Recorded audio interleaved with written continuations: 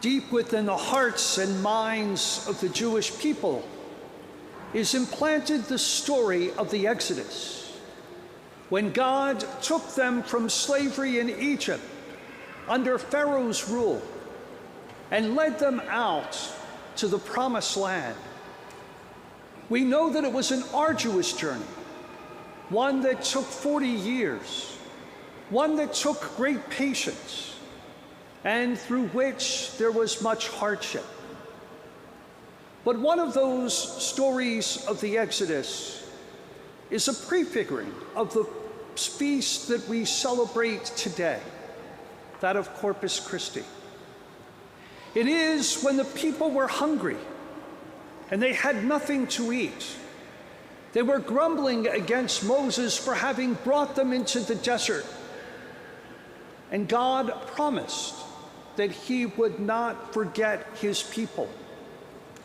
And so we're told that in the morning, manna appeared on the ground, that bread that came from God to feed them, to sustain them on their journey to the Promised Land. It was indeed for the Jewish people a great time of rejoicing, knowing that God would never forget them, and that even in the midst of their arduous journey, God would be with them. That manna that came down from heaven sustained them as they journeyed to that promised land that God wanted to give to them. When Jesus gathered with his disciples at that Last Supper, they were celebrating that Passover of the Jewish people out of Egypt to that Promised Land. And in the celebration of that Passover, at that meal, Jesus transformed everything. Take this, all of you, and eat of it. This is my body. Take this, all of you, and drink from it. This is my blood.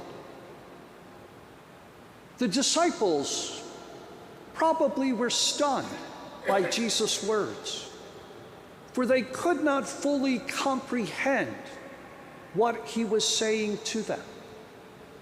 And of course, unless they journeyed through Good Friday and Easter, then everything did make sense to them.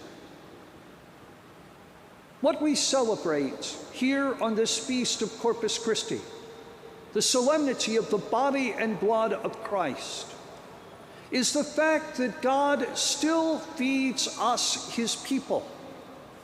And it is not merely the bread that nourishes us for our earthly journey.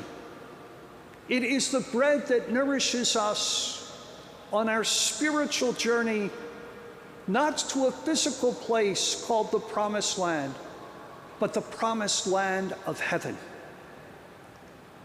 And so in our liturgical year, we concentrate on giving thanks to God for this great gift of the Eucharist, for never forgetting us and wanting to be with us so much that he feeds us with his only begotten Son.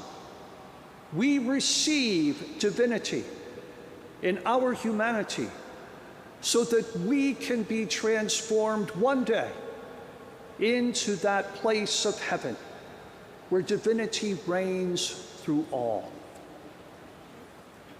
There was a Hindu man who once observed, if Jesus is present in the Eucharist, why aren't the churches always filled? If it's such a great gift, why aren't people there? This came from a man who was Hindu, who was reading about the Catholic faith. And so we gather today as a people who know that God's presence is among us, that God's presence sustains us. It gathers us here in this meal that recalls our Passover from death to life in Jesus Christ. No greater gift can be given to us. No greater presence can we have than that of Jesus Christ in the Holy Eucharist, the foreshadowing of heaven, the medicine for immortality. And so, dear brothers and sisters, as we are in the presence of the Eucharistic Lord, let us give thanks to God.